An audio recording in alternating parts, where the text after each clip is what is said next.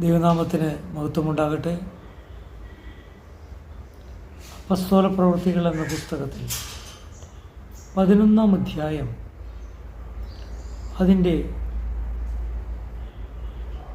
23-24 വാക്യങ്ങൾ എന്നെ വളരെ സ്വാധീനിക്കുവാനിടയിൽ ഞാനൊന്ന് വായിക്കാം.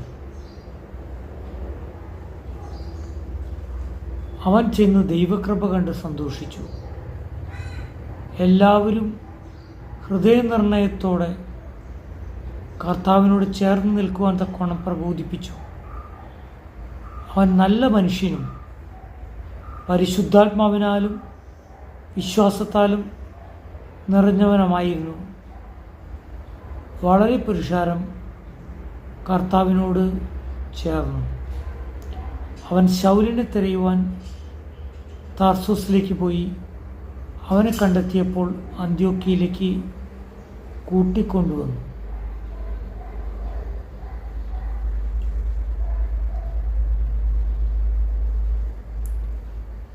പുതിയ നിയമത്തിൽ അപ്പസ്തോല പ്രവൃത്തികൾ എന്ന ബുക്കിൽ 11-ാം അധ്യായത്തിൽ ഇപ്പോൾ വായിച്ചു കേട്ട ഭാഗത്ത് നിന്ന് നമുക്ക് മനസ്സിലാക്കാൻ കഴിയുന്ന വ്യക്തിത്വം ബർന്നബാസ് എന്ന വ്യക്തിയാണ്. എന്താണ് ബർന്നബാസിൻ്റെ പ്രത്യേകത?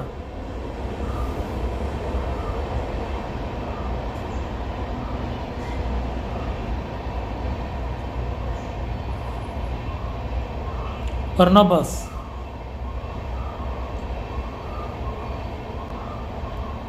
എന്താണ് ബർന്നബാസിൻ്റെ പ്രത്യേകത? ബർന്നബാസ് സൈപ്രസ് എന്ന് പറയുന്ന സ്ഥലത്തെ ഒരു വ്യക്തിയായിരുന്നു. തൻ്റെ ശരിക്കും പേര് ജോസഫ് എന്നായിരുന്നു. ബൈബിളിൽ ബർന്നബാസ് എന്ന പേരിലാണ് താൻ അറിയപ്പെടുന്നത്. Son of encouragement. താനൊരു ലേവി ഗോത്രത്തിൽ നിന്ന് ദൈവവചന നിയമങ്ങളെ കുറിച്ച് അവഗാഹമുള്ള ഒരു ടീച്ചറായിരുന്നു. ആദിമ സഭയെ സഹായിച്ചിരുന്നൊരു വ്യക്തിയാണെന്ന് 1 കൊരിന്ത്യർ 9-ാം അധ്യായം 6-ാം വാക്യം വായിക്കുമ്പോൾ നമുക്ക് മനസ്സിലാക്കാൻ കഴിയും. താൻ ജോലി ചെയ്തുകൊണ്ട് സപ്പോർട്ട് ചെയ്തൊരു വ്യക്തിയാണ്. മാത്രമല്ല ശൗൽ എന്നു പേരുള്ള പിന്നീട് പൗലോസായി മാറിയ ആദിമക്രൈസ്തവരെ ഉപദ്രവിച്ചിരുന്ന പൗലോസിനെ ദൈവസഭയ്ക്ക് കാണിച്ചു കൊടുത്ത, റെക്കമെൻഡ് ചെയ്ത ഒരു വ്യക്തിയാണ്. ബർന്നബാസ് ഒരു പ്രീച്ചറായിരുന്നു. ബർന്നബാസ് പൗലോസിനെ തിരഞ്ഞ് പൗലോസിനെ അന്ത്യോക്യയിലേക്ക് കൊണ്ടുപോയി എന്ന് അപ്പസ്തോല പ്രവൃത്തി 11-ാം അധ്യായം 25-ാം വാക്യത്തിൽ പറയുന്നു. അന്ത്യോക്യയിൽ വെച്ച് ഇവരെ ക്രിസ്ത്യാനികളെന്ന് വിളിക്കപ്പെട്ടു നമ്മൾ വായിക്കുന്നുണ്ട്. എന്ന് പറഞ്ഞാൽ പൗലോസും ബർന്നബാസും ചേർന്ന് 1 വർഷക്കാലം അന്ത്യോക്യയിൽ താമസിച്ച് കർത്താവിൻ്റെ വേല ചെയ്തിട്ടുണ്ട്. അവിടെ വെച്ചാണ് അവരെ ക്രിസ്ത്യാനികളെന്ന് വിളിക്കപ്പെട്ടത്. എന്നാൽ നാം ദൈവവചനം പഠിക്കുമ്പോൾ അപ്പസ്തോല പ്രവൃത്തി 13-ാം അധ്യായത്തിൻ്റെ 2 മുതൽ 5 വരെയുള്ള വാക്യം വായിക്കുമ്പോൾ തനിക്കൊരു സ്പെഷ്യൽ കോളിംഗ് ഉണ്ടെന്ന് മനസ്സിലാക്കാൻ പറ്റും. അവർ പ്രാർത്ഥിക്കുകയും ഉപവസിക്കുകയും ചെയ്തപ്പോൾ പരിശുദ്ധാത്മാവ് ബർന്നബാസിനെയും പൗലോസിനെയും തൻ്റെ വേലയ്ക്കായി വേർതിരിക്കുവാനായിട്ട് ആവശ്യപ്പെട്ടിട്ടുണ്ട്.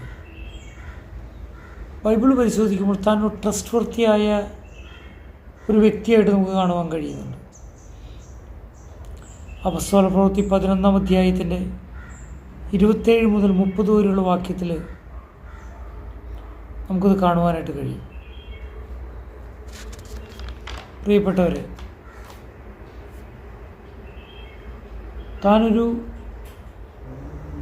ടീച്ചറായിരുന്നു, ഒരു മെൻറ്ററായിരുന്നു, വളരെ പ്രത്യേകതയുള്ളൊരു മനുഷ്യനായിരുന്നു. എന്നാൽ എല്ലാം അത്ഭുതപ്പെടുത്തുന്നത് അപ്പസ്തോല പ്രവൃത്തി 11-ാം അധ്യായം 24-ാം വാക്യത്തിൽ താനൊരു നല്ല മനുഷ്യനായിരുന്നു എന്ന്, വിശ്വാസത്താൽ നിറഞ്ഞവനായിരുന്നു എന്ന് ബൈബിൾ പറയുന്നൊരു കാര്യമാണ്. വളരെ ചിന്തിക്കേണ്ടതായൊരു യാഥാർത്ഥ്യമാണ്. യേശുവിൻ്റെ അടുത്തേക്ക് ചിലർ വന്നിട്ട് നല്ല ഗുരു എന്ന് വിളിച്ചപ്പോൾ നല്ലവൻ ഒരുവൻ മാത്രമേ ഉള്ളൂ എന്ന് കർത്താവ് പറയുവാനിടയായി. അങ്ങനെയാണെങ്കിൽ പരിശുദ്ധാത്മാവ് എന്തുകൊണ്ട് ബർന്നബാസിനെ നല്ല മനുഷ്യനെന്ന് രേഖപ്പെടുത്തി? താൻ പ്രസംഗിക്കുന്നതും താൻ ജീവിക്കുന്നതും ദൈവത്തിന് പ്രിയപ്പെട്ടതായി എന്നാണ് നാം മനസ്സിലാക്കുന്നത്. എന്ന് പറഞ്ഞാൽ നമ്മളിൽ പലരും പ്രസംഗിക്കുന്നവരാണ്, പക്ഷെ നമ്മുടെ ജീവിതം കണ്ടു കഴിഞ്ഞാൽ പലരും നല്ല മനുഷ്യരാണെന്ന് പറയാൻ സാധ്യതയില്ല. എന്നാൽ താൻ അപ്പസ്തോലനായി വിളിക്കപ്പെട്ടൊരു വ്യക്തി, അത്ഭുതങ്ങളും അടയാളങ്ങളും വീര്യപ്രവൃത്തികളും ചെയ്തൊരു വ്യക്തി, പെർസിക്യൂഷന് വിധേയനായൊരു വ്യക്തി, യേശുക്രിസ്തുവിന് വേണ്ടി റിസ്ക് എടുത്തൊരു വ്യക്തി, പൗലോസിനെ തെരഞ്ഞു കണ്ടുപിടിച്ച് സുവിശേഷ പ്രവർത്തനത്തിന്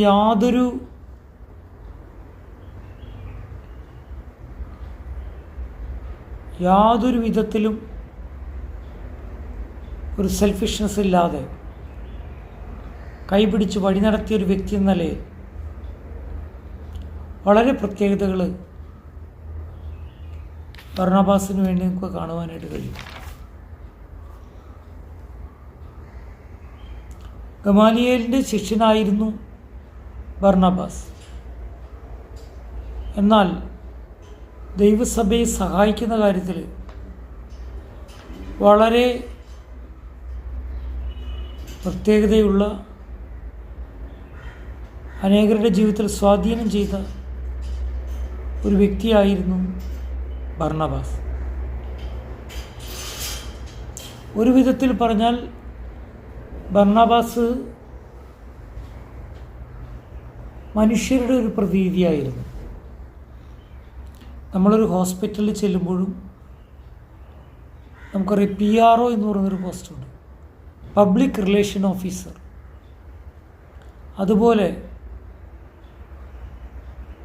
വിശ്വാസത്താൽ നിറഞ്ഞ അല്ലെങ്കിൽ വിശ്വസ്തനായ, ദൈവത്തിനും മനുഷ്യനും പ്രിയപ്പെട്ടവനായ ഒരു വ്യക്തിയായിരുന്നു ബർന്നബാസ്. നല്ല പ്രവൃത്തി മാത്രമല്ല, തൻ്റെ വിശ്വാസം, തൻ്റെ ഹൃദയത്തിൻ്റെ വിശാലത, തൻ്റെ സെൽഫ് സാക്രിഫൈസ്, തൻ്റെ ഓപ്പൺ മൈൻഡഡ്നെസ്, തൻ്റെ ബോൾഡ്നെസ്, ഇതെല്ലാം ബർന്നബാസിൻ്റെ ജീവിതത്തിലെ പ്രത്യേകതയായിരുന്നു. എന്നെ അത്ഭുതപ്പെടുത്തുന്നത് താൻ പൗലോസിന് പല സഹായങ്ങൾ ചെയ്തിട്ടുണ്ടെങ്കിലും മർക്കോസ് എന്ന് വിളിക്കുന്ന യോഹന്നാനെ താൻ കൈപിടിച്ച് വഴി നടത്തുന്നതിൽ പൗലോസ് വിയോജിപ്പ് പ്രകടിപ്പിച്ചു. എന്നാൽ അത് കണക്കിലെടുക്കാതെ താൻ മർക്കോസിനെ കൈപിടിച്ച് നടത്തി. പിന്നീട് മർക്കോസിൻ്റെ സുവിശേഷം പുറത്തു വന്നത് ഈ കൈപിടിച്ച് നടത്തിയ മർക്കോസിലൂടെയാണ്. എന്ന് പറഞ്ഞാൽ ബർന്നബാസിന് രണ്ട് പേരുകൾ കൂടി നമുക്ക് ചാർത്തുവാൻ കഴിയും. ഒന്ന്, he's A teacher, again he's A mentor. ഒരു നല്ല മെൻറ്റർ ആരാണെന്ന് ചോദിച്ചാൽ, നല്ലൊരു ടീച്ചർ ആരാണെന്ന് ചോദിച്ചാൽ, നല്ല ഒരു സാക്രിഫൈസ് ചെയ്തൊരു വ്യക്തിയാണെന്ന് ചോദിച്ചാൽ, കർത്താവിനൊരു പെർസിക്യൂഷന് വിധേയനായ വ്യക്തിയെന്ന് ചോദിച്ചാൽ, പരിശുദ്ധാത്മാവ് പേരെടുത്ത് വിളിച്ചു ചൊല്ലിയൊരു ഡിവൈൻ കോളിംഗ് നടത്തിയ മനുഷ്യനാണെന്ന് ചോദിച്ചാൽ, പൗലോസിനെ അപ്പസ്തോലന്മാരുടെ മധ്യത്തിൽ പരിചയപ്പെടുത്തിയ വ്യക്തിയെന്ന് ചോദിച്ചാൽ നമുക്ക് ഉത്തരം പറയാൻ കഴിയുന്ന വ്യക്തി ബർണബാസാണ്. താനൊരു സൺ ഓഫ് എൻകറേജ്മെൻ്റ് ആയിരുന്നു. എന്നെ കേൾക്കുന്ന പ്രിയപ്പെട്ടവരെ, നമ്മുടെ ജീവിതത്തിൽ നന്മയ്ക്കും നല്ല പ്രവൃത്തികൾക്ക് സ്ഥാനമുണ്ട്. നമ്മുടെ ഹൃദയം സങ്കുചിതമായ ഹൃദയമാണോ, ഒരു വിശാല ഹൃദയമാണോ?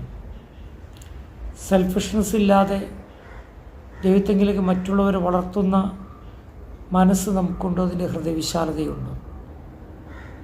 നമ്മളൊരു ഓപ്പൺ മൈൻഡഡായ വ്യക്തിയാണോ? നമുക്ക് ദൈവത്തിന് വേണ്ടി, ദൈവവചനത്തിന് വേണ്ടി നിൽക്കാനുള്ള ബോൾഡ്നെസ് ഉണ്ടോ? നാം ഒരു ട്രസ്റ്റ് വർത്തിയായിട്ട്